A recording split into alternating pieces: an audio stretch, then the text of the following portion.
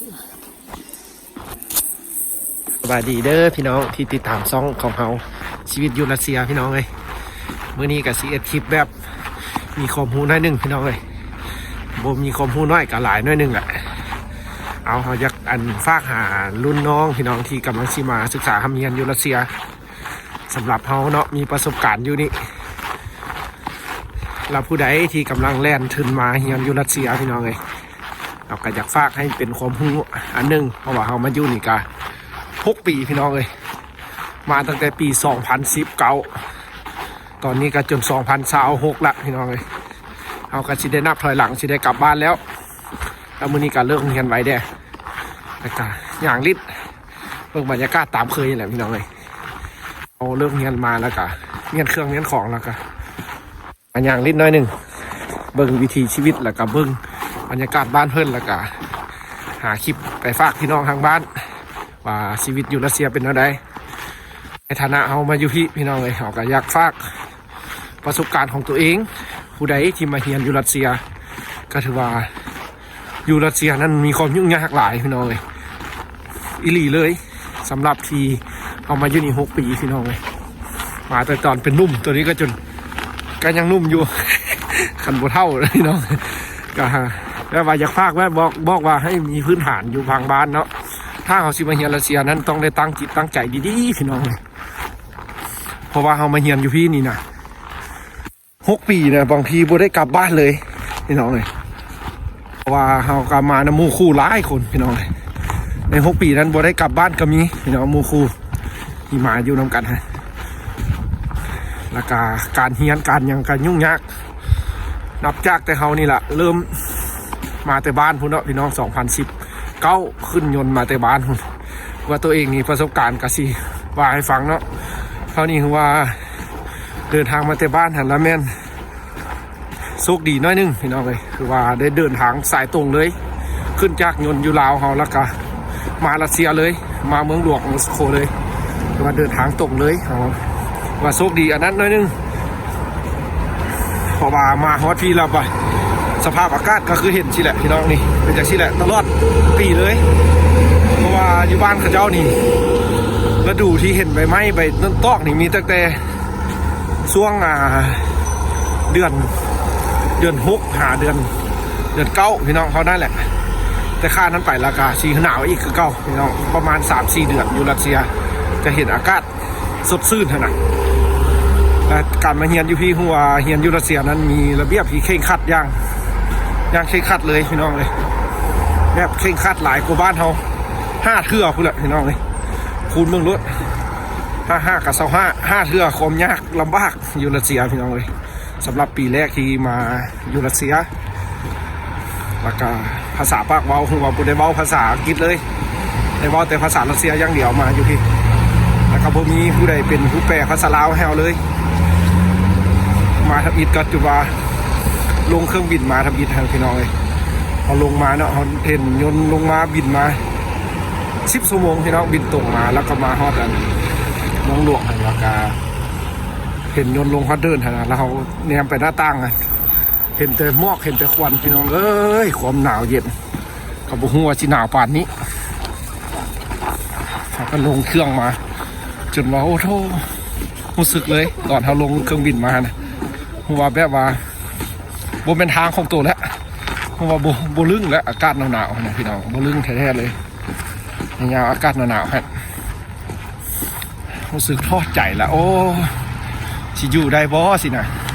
สำหรับประสบการณ์ตัวเองพี่น้องเลยแล้วก็การมาเรียนอยู่รัสเซียนั่นก็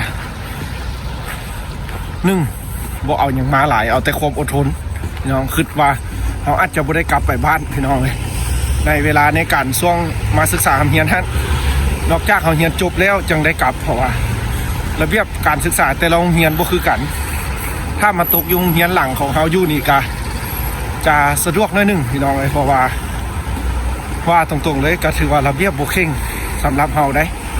ถือว่าก็บ่เคร่งที่เวลาที่เฮาแซ่บไป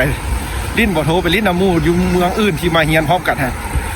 หมู่หันยังบ่ได้กลับบ้านเลยเฮานี่ยังมีโอกาสได้ไปเยี่ยมยามบ้านอยู่ในการศึกษาฮะพี่น้องเลย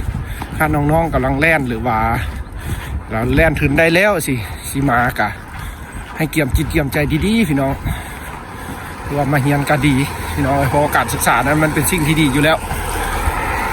แต่ถ้าให้ตัดสินใจหันแหละดีๆว่ามาเฮียนคันเฮาบ่เอา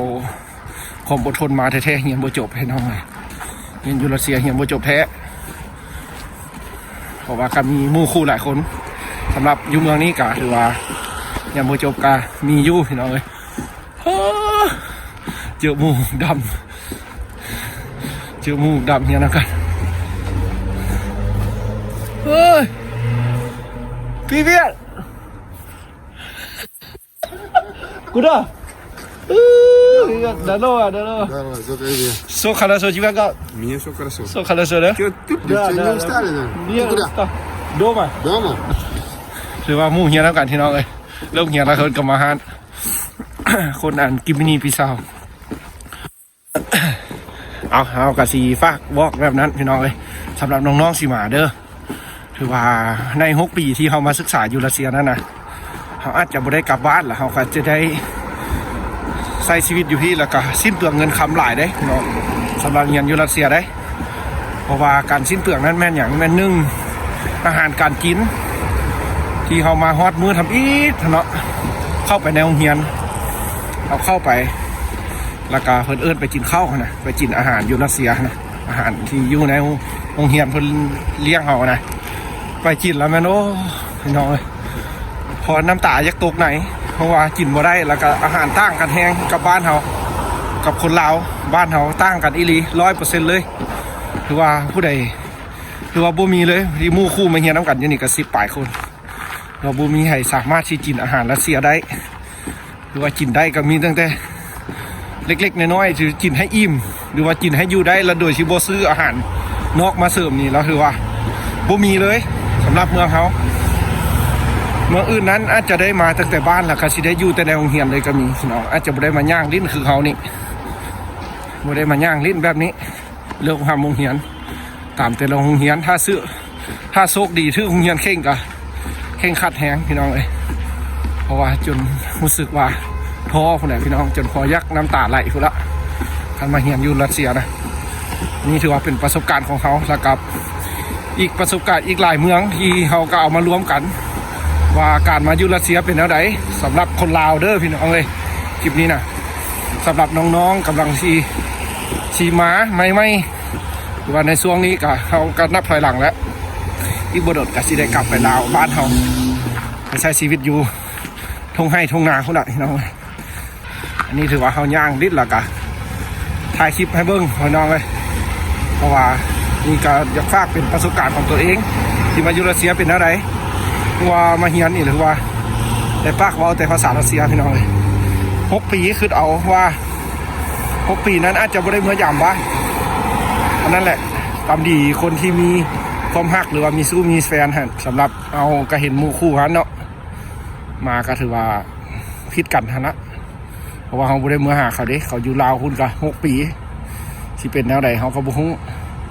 แล้วก็เวลาเขาสิพักโรงเรียนเอาสิเมื่อยามบ้านฮะเขาก็ต้องได้ใช้เงินหลายเพราะว่า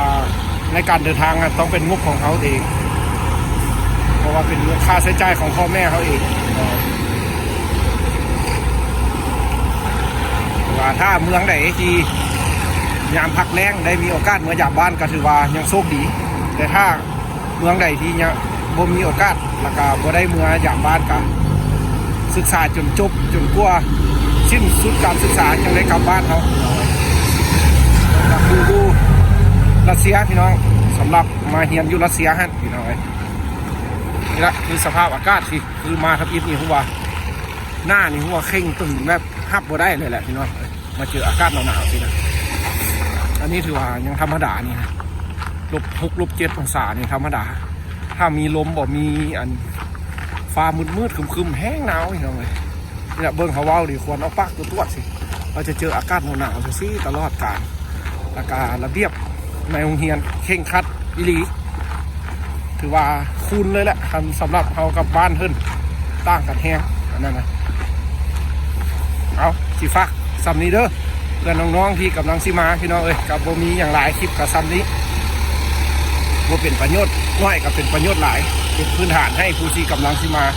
ถ้าพ่อแม่พี่น้องที่มีลูกมีหลาน หรือว่ากำลังเล่นมากันฝากแชร์คลิปให้เขาเจ้า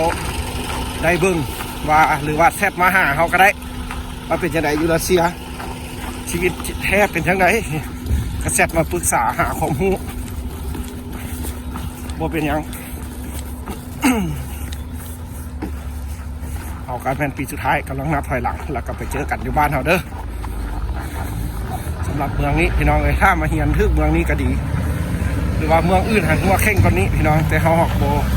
บสามารถบอกได้ว่าเมืองหยังเฮียนหยังกับโบสามารถบอกได้สำหรับเขาอยู่นี่แล้วเป็นเมืองจูเม่นพี่น้องคือว่า6 ปีพี่น้อง2019จนฮอด2026เรายังมีโอกาสถึงมาจากบ้านแต่มู่มาอยู่น้ำกันนี่ก็บ่ได้เมืองได้เป็นนำข้าเจ้าบ่จักเมืองได้แล้วเฮาดีหัวคิดฮอดบ้านถ้าผู้ใดรู้สึกว่าตัวเองบ่คิดฮอดบ้านตั้งใจสิมาเฮียนแท้ๆกะมาพี่น้องเลยมาเฮียนเอาภาษารัสเซียไปใช้อยู่บ้านเฮาผู้ใดเฮียนเก่งก็ถือว่ามีโอกาสคนหมู่หลายอันนี้ถือว่าเป็นของมู่ที่ดีๆพี่น้องเลยสำหรับเฮาเด้อคลิปน้อยๆสิพี่น้องเลยแล้วก็อีกหนึ่งก็อยากเอ็ดคลิปแบบนี้กับย้อนว่าบ่ค่อยมีคนเอ็ดคลิปชีวิตอยู่รัสเซียพี่น้องเลยเราก็อยากฝากคลิปนี้ไปให้พ่อแม่พี่น้องที่มีลูกหลานพี่น้องเลยกำลังซีแลนด์มาเฮียนหรือว่ากำลังซีมาแล้วแหละพี่น้องฝากให้เขาเจ้าผู้นำหรือว่าอยากติดต่อเขาก็ติดต่อมาพี่น้องเลยเบอร์ก็อยู่กองซื้อซอง YouTube ให้พี่น้องเบอร์WhatsApp เอาบ๊ายบายเจอกันใหม่คลิปหน้าเด้อ